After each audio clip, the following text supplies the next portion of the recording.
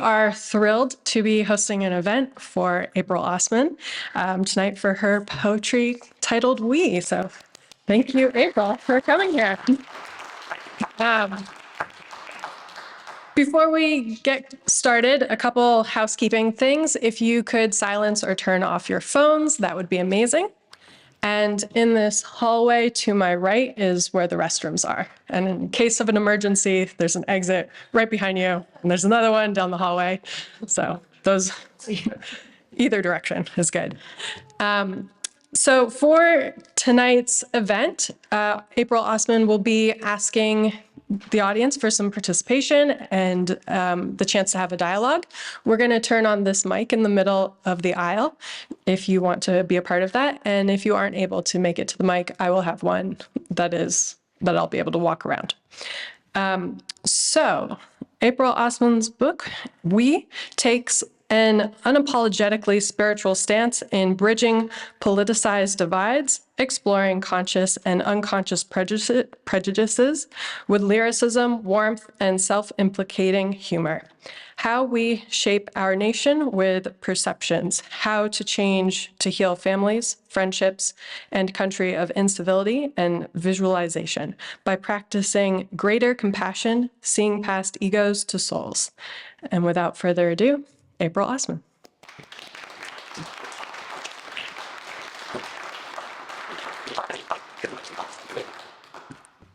So thank you, Tess and Sam and Emma and everybody at the Norwich Bookstore and the church for hosting me. Thank you. Most of all, thank you to all of you guys for coming.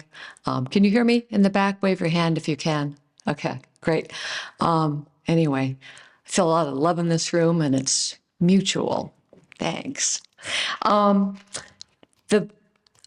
started writing this book in 2015, and it started, with being upset about various kinds of prejudice. And as the campaign went on and all of that, I started to get really upset by what felt like, worse and worse division and incivility. And, instead of like being able to disagree politically, but still be friends and neighbors and family, like people were demonizing each other on both sides. And that doesn't tend to end well. So, I was finding myself writing about it because it was upsetting. But my personal stake in this is that we had some family members in my extended family who had an argument about politics in 2015 and then were estranged for 9 years. And it was painful to them and it was painful to me and a couple of other family members. And so that was sort of the personal stake. Like I needed to write these poems to like come to terms with that and try to figure out, what was going on in the country and family. So trying to find ways to, what's my own responsibility in this? What are my prejudices? How am I contributing to this? How can I do something differently? And, see past egos to souls. So that's kind of where this first poem starts. Nonpartisan. If I told you I saw your soul, would you judge me inappropriate or disbelieve me? If you asked for a description, would I admit you glowed golden as these late northern afternoons, whose slanted autumn light makes green fire of a backlit tree's shimmering leaves and balances me perfectly on the tightrope between yearning and content, as if I finally understood what beauty meant to tell me? This next poem, you might want to fasten your seatbelts. It's a 5-minute ride. It's the title poem. And it's in conversation with Walt Whitman's Song of Myself. So there are some quotations from that. There's also a mention of Richard Bach's Jonathan Livingston Seagull being outcast from the flock. We. I celebrate my being, every atom of myself and you, lamp and mirror of all that is. I will assume is we, even if it makes an ass of you or me. I will love my ass and others I kiss, as I love every donkey, grass blade, rhinoceros, bumblebee, and monkey. I will look through the eyes of the dead and the living. I will give up some virginities and keep others. And however well or poorly I sing, I will do it with gladness, honoring the procreant urge of the world with books. I will sniff some roses and gild some lilies, love the sea and mountains equally, thank every tree for purifying aspirations. I will have my loaf and eat it with loads of butter, with 1,000 crumbs of appreciation for its texture, grains, and flavor, for all the labor of growing, harvesting, transporting, baking, for its making and mine, April Ossmann, Infinite Cosmos, Santa Barbara's daughter.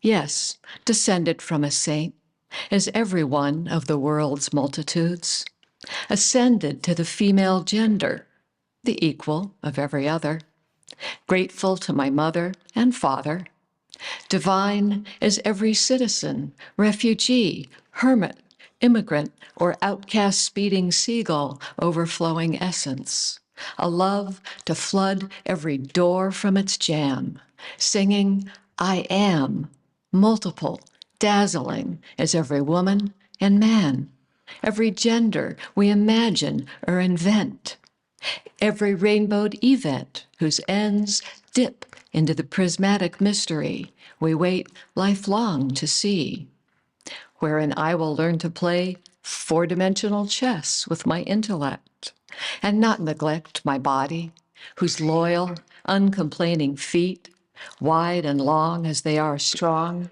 ballast and carry me wherever pique or justice, will or love, peace or imagination inspires. I will embrace all that transpires, arms and armpits, legs and cleavages, belly and back, cheeks and brow, whose venerable shelf we imagine is the seat of all our sense.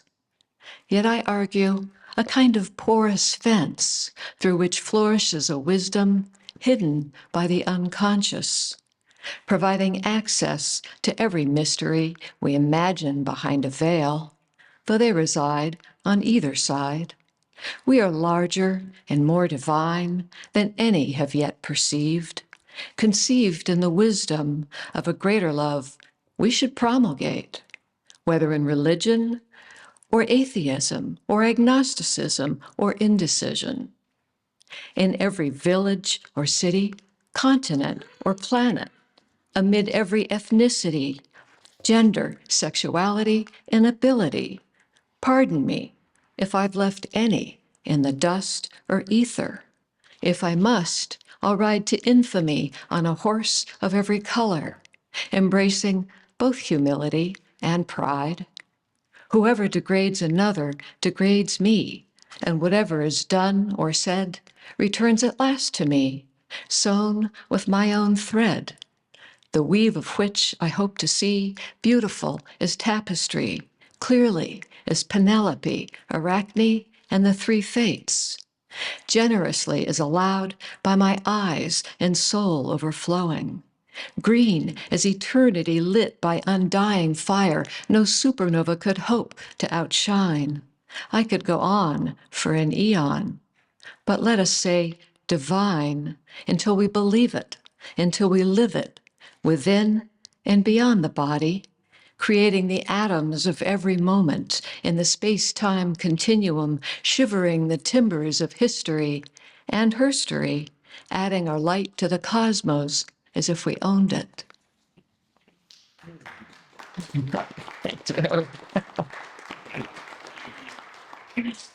Thank you. A number of you are acquainted with my cream scones, so I'm reading this poem for some comedic relief, and I think you'll all recognize it.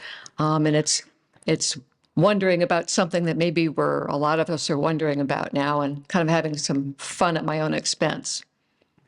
April's cream scones Or saving April from megalomania. Megalomania, because if I could bake and deliver enough at once, I'd rule the world with my cream scones. So if you bake them yourselves, you'll save me from megalomania and you from serfdom. Of course, the baking and delivering would mean keel hauling a passel of minions, as I couldn't do it alone. Keel hauling's problematic, as I'd have to learn it. Do sailors who know still exist?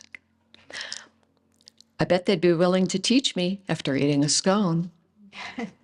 Finding minions isn't difficult. I'm sure I trip over them everywhere. Though you have to know how to recognize them. Only someone truly willing to employ minions will. It's a bit like pheromones. So scratch minions. Would a Fortune 500 company be big enough to get cream scones to everyone? I only want world domination if it includes everyone. Faux world domination would be worse than faux designer bags because the exceptions would know. It wouldn't just be me carrying a faux bag with a faux confident smirk. What would a world ruled by April look like? Mandatory chocolate consumption for starters. High tea would become chocolate high. Think how much sweeter we'd all be. I'm salivating just imagining. And you will too, once you've eaten the scones. Does Pavlov ring a bell? Repeat after me. Yes, April. Yes, anything, April. So you should know that I baked you all a big mountain of these scones tonight, and they're in the hall over here. So I hope you're going to make an effort to diminish those.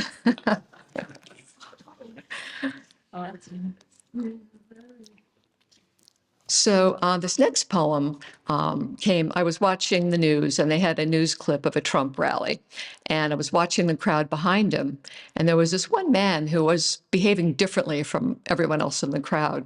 So I wrote the poem to try to understand why. It's called Knee Deep.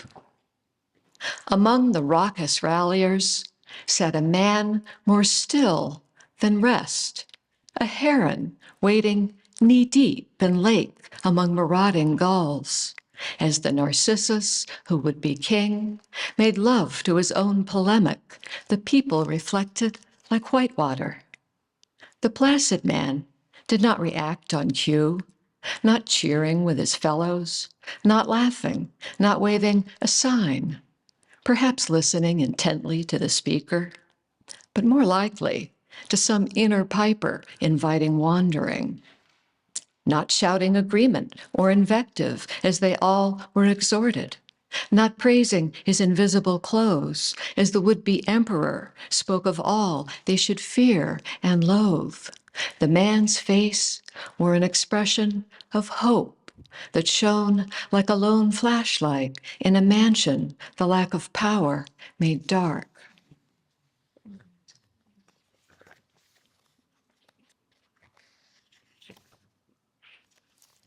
And this next poem happened after I was waiting at the Manchester airport for a flight, and I fell into a conversation with someone that I didn't expect, and he didn't expect it either.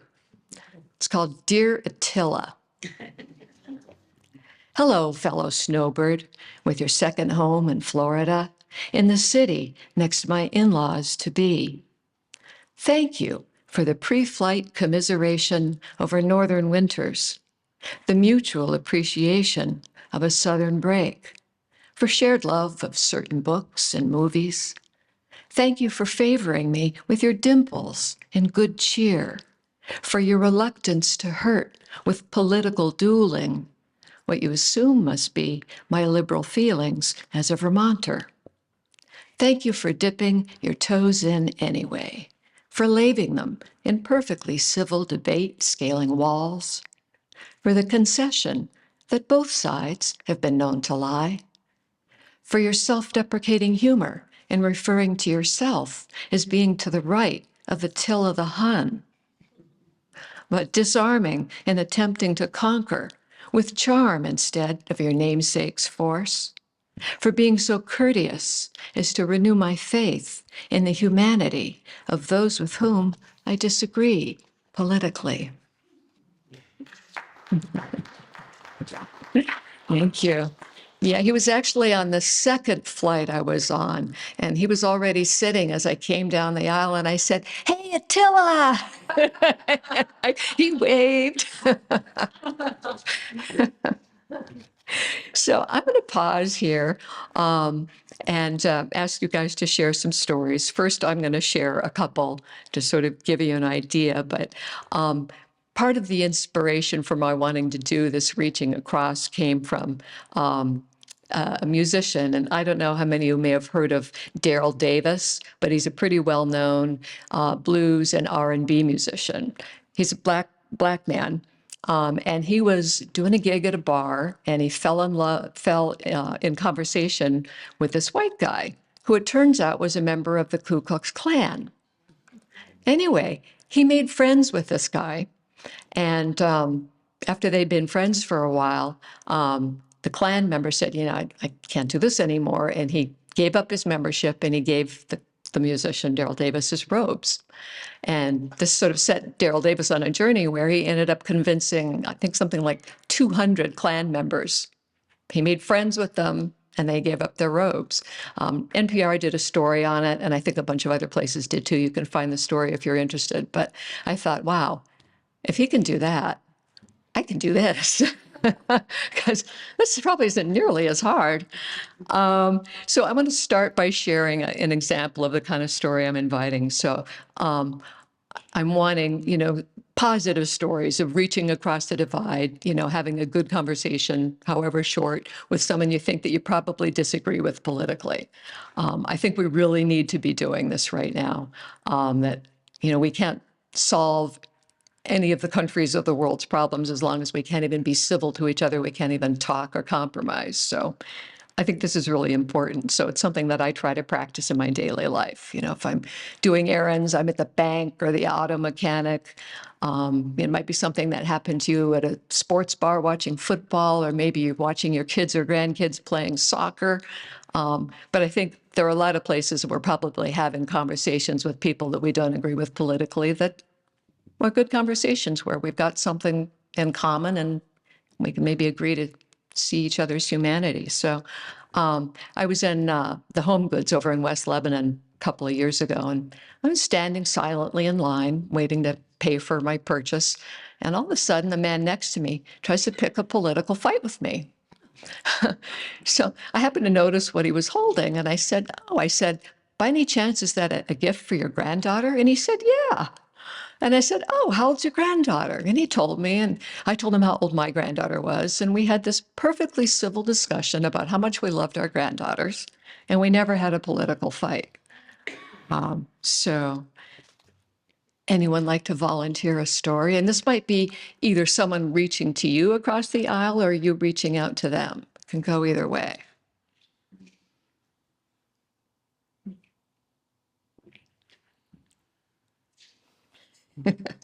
I can't be the only one in the room.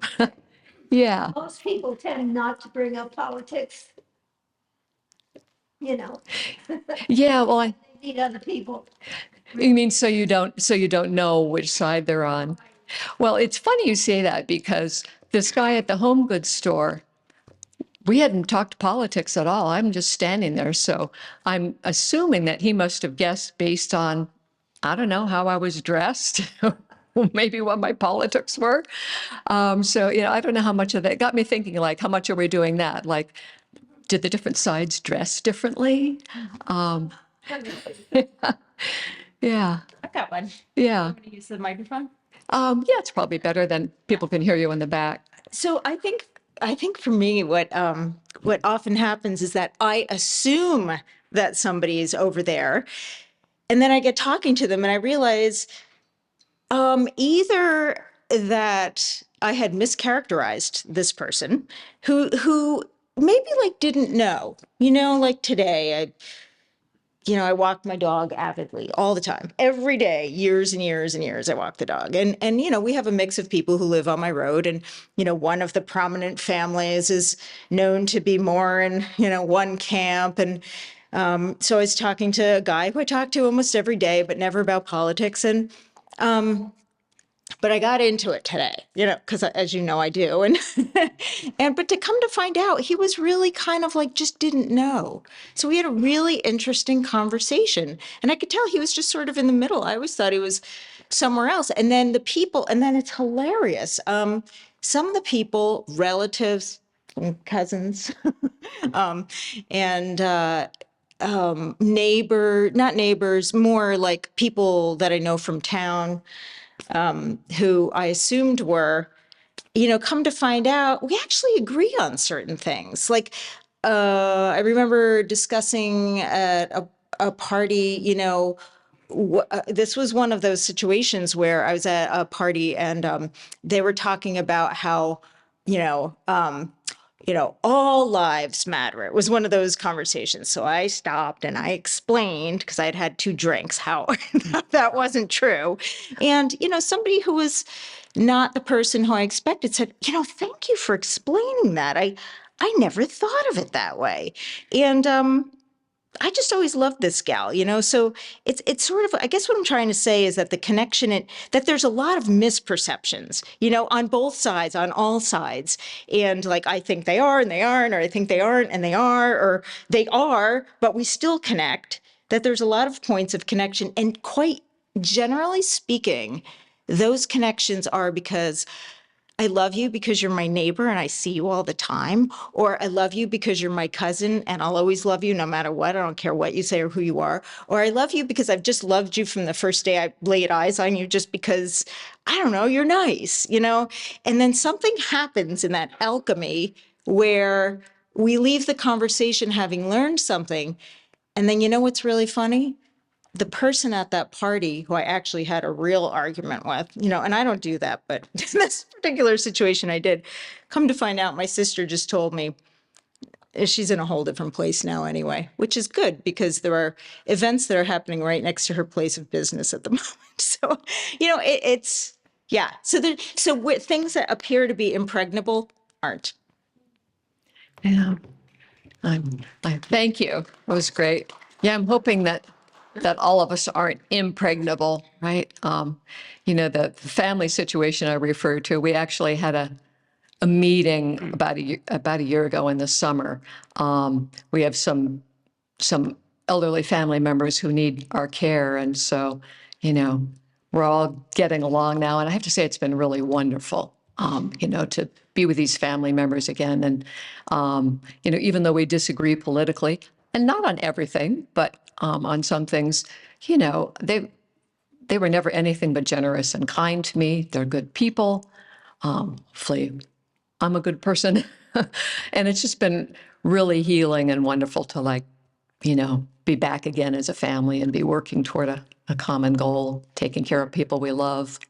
So, and I know there are a lot of other families and friends in the country that, have been estranged over the last how many years.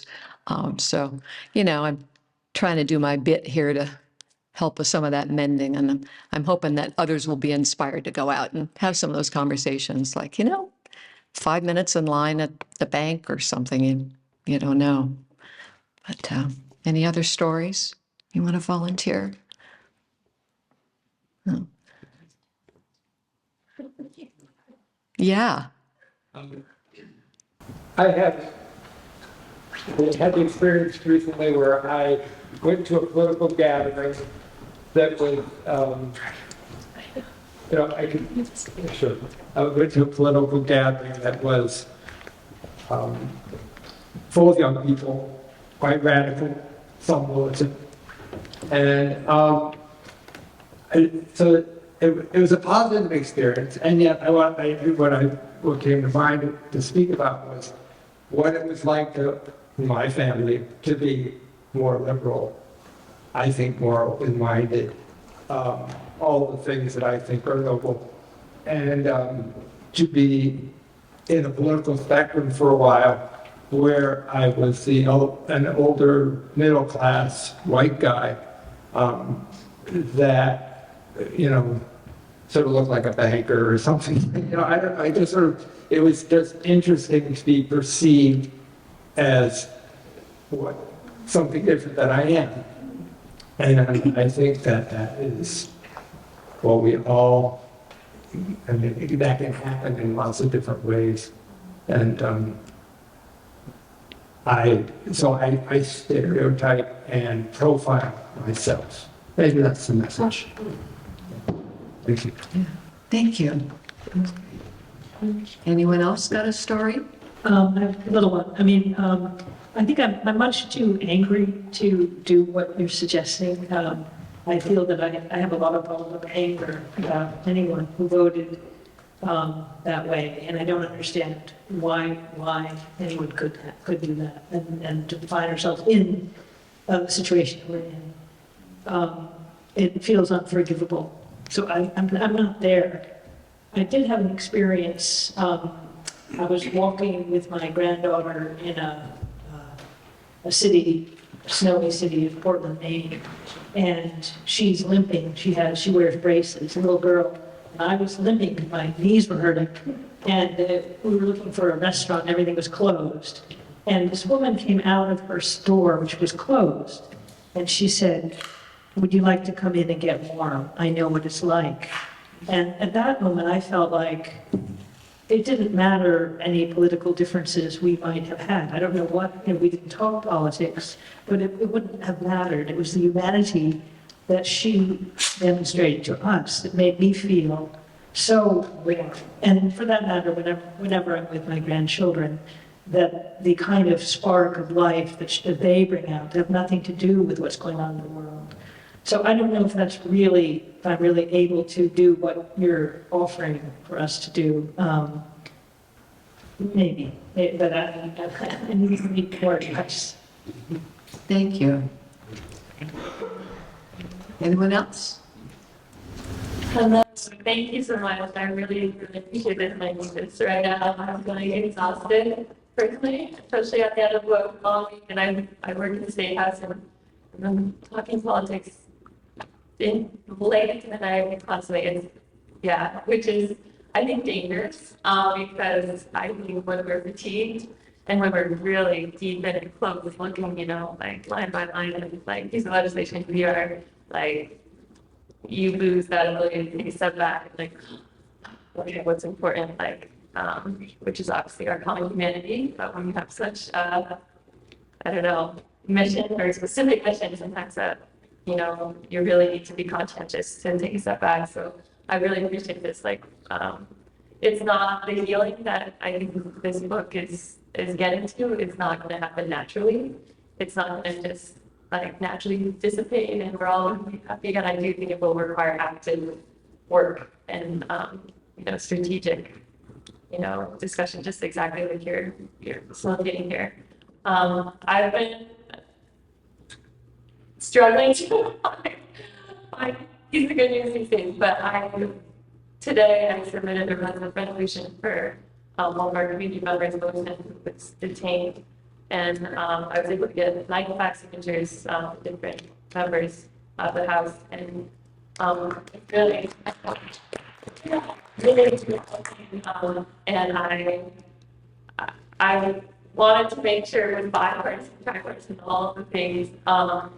But I had this really discouraging conversation. I had just like 10 minutes prior gotten the printed copy of the resolution, and I saw a group of like 4 Republicans standing in the cafeteria, and I was like, okay, together, this is my chance. We just go have a conversation. And it would be like really discouraging conversation where they said I think maybe they felt empowered because it was like 4 versus 1 or something. And they were like, it's not your constituent. I heard it screaming, like all these things like, that were really, really hard to hear. But then I get put it all out, email it, and I think about 5 Republicans did sign on. And so I think recognizing the courage that takes when the rest of your party, other 40 countries or so, won't do that. I want to make sure that I go out of my way to, thank them personally for their their courage there. And I think, as constituents, that's something that we can do too. When people step outside their comfort zone to do something like that.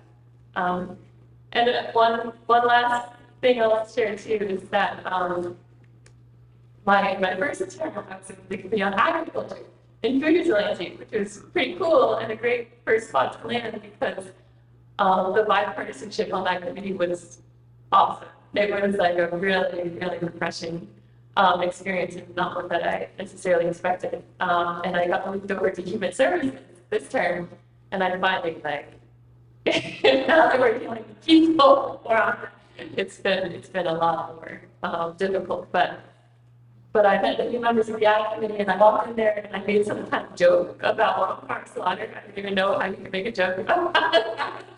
But it was one of the first weeks, and one of our most conservative members, he said, "What did you just say?" And he said, "Yeah." I'm like, "Yeah, fine. Let's make sure that we can do all farm slaughter. Like, let's no brainer." And his perception toward me completely changed. He saw me like, "Oh, you get it. You're not just one of them like liberals that just like this." So it was really. And then he started asking questions about myself, like what's my background, and like, "Oh, my daughter does that too, whatever." So the lesson I've learned from the ag community is that sometimes there are issues that we can like. If it's not getting at like our dignity as human beings, if we can find issues that at least we can build bridges on there, like I think that's at least a starting place until we can, we have to build that trust first and then get somewhere deeper, somewhere a little bit more personal. But I guess starting with the less personal can be helpful. Yeah, that's great. Thank you. Yeah, I think, we're not going to get there until the first thing we have to do, I think, is to, establish mutual respect and empathy and trust, right? Like, otherwise we're not going to trust each other enough to be honest and have the conversations we need to have down the line, right? But I feel like we're so divided that we need to start with just, being able to see each other as human again and not demons. And that can start with some really personal things. I think like your grandkids or your kids, or I think we have more in common than not. But I feel like we've forgotten that. I think most of us want things to be better for the next generation, and most of us want to have clean air and don't want to have polluted water, and so on and so forth, right? And so I just think we need to start with just finding, again, emphasizing what we have in common, like, because we're not going to get anywhere yelling at each other. That should be obvious to everybody by now. Anyway, I'm going to read a few more poems. Let's see.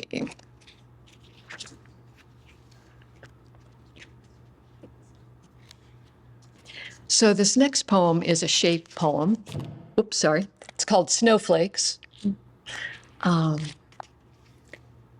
Call me snowflake if I melt over innocence or guilt, abortion or the death penalty.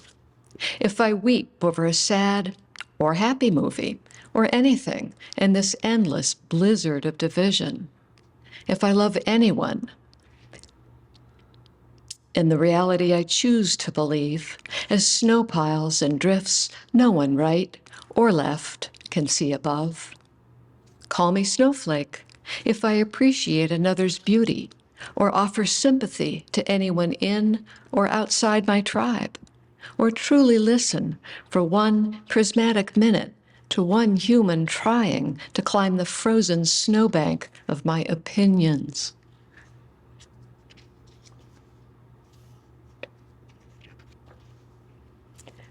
So this next poem has some fun with the Hippocratic Oath, which is the one that doctors take to do no harm. It's called Hypocritic Oath. If I believe in the sanctity of lives, but make exceptions, what does that make me? Does my gut not putrefy what I eat? Do I not sneeze, lie, and bleed? If I only lie socially, does that make me superior to other liars? Does the sun or moon choose to shine only on me or mine? At the end of the revolution, marking another day with or without soulful change, we say the sun sets in rosy glory or hazy smog, but in fact, we turn our backs on it. Romantic, familial, conservative, liberal, moderate, progressive, independent, disaffected.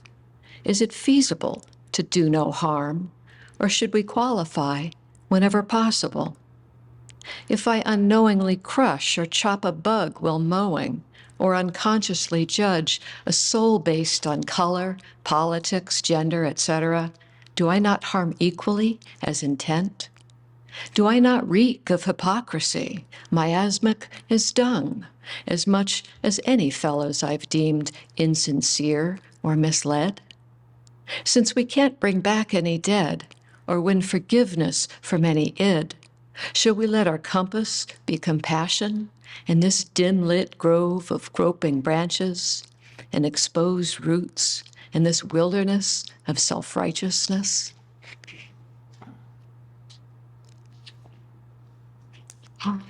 What do we got for time? Anybody? I set my timer, but I didn't remember. Is it 7:30, 7:45? Thank you. Okay.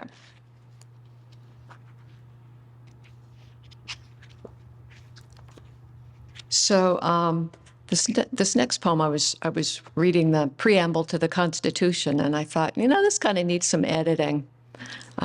So I added some things to it. So I kept the original text, but I added quite a bit to it. And I think you'll probably realize its language and my language. It's called 21st Century Preamble.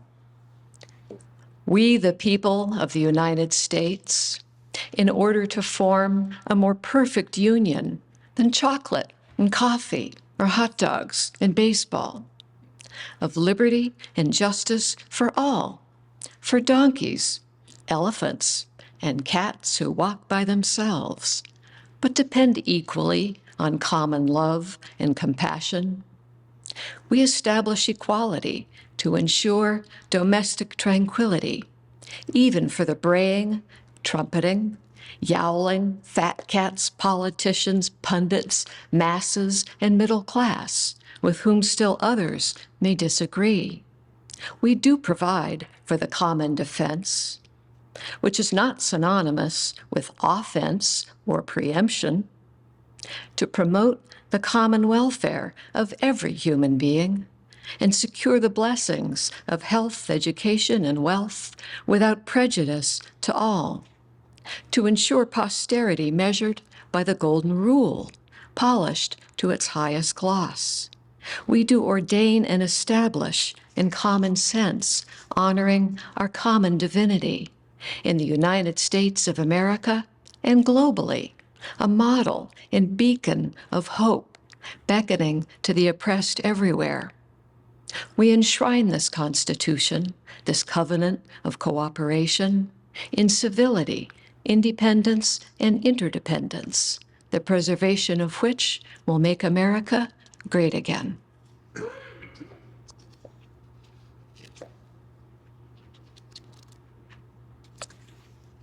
I'm going to read two more poems.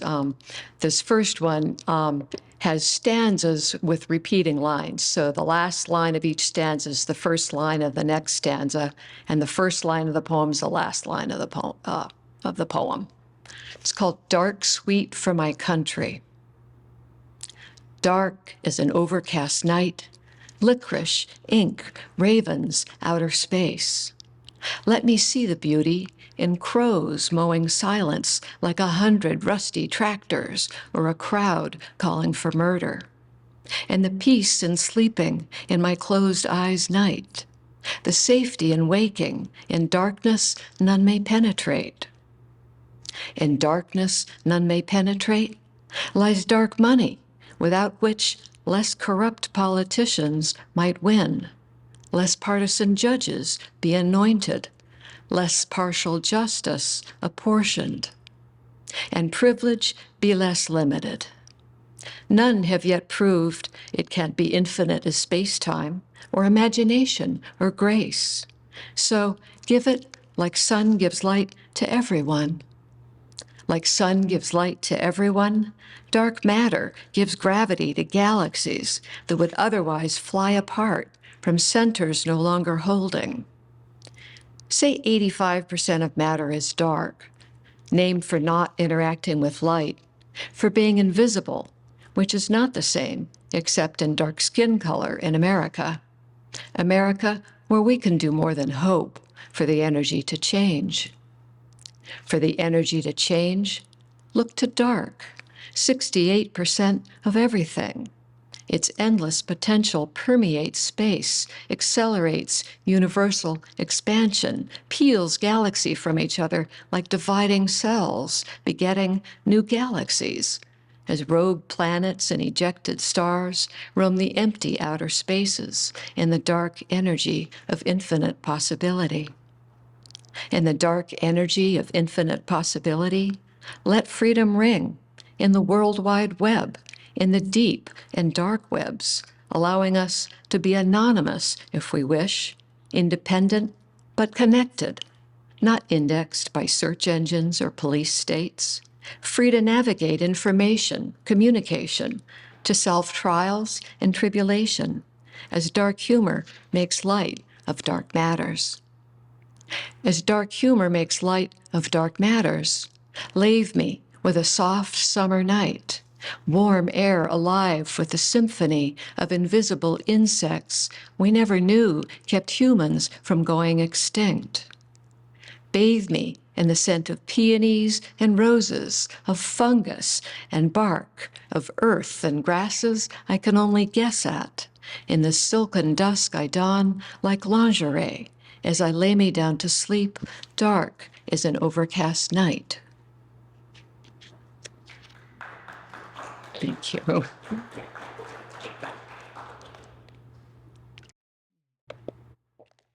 So the last poem I'm going to read is, I wrote this one after Trump's first State of the Union speech, and I had happened to be driving really early in the morning. Well, it was still dark just before dawn, so it's called State of the Union Obad. Moving through dawn's ethereal twilight gray, as darkness leaches from valley landscape, passing gold-lit rooms like staged plays, wombs from which a day's labor is born, brief havens for waking. One man with his back to me, though he doesn't know it, bent like a lover to his task, with faith in walls that may not be all he needs to survive catastrophe. One man with his hand cupped so tenderly around a mug, I want to hug him. Maybe contemplating ways to face the day with faith and compassion and adversity. Each luminous, breakable neighbor, sipping hot coffee or eating a donut, holy in the moments duty soon will co-opt, but none more or less divine than any other. Thank you.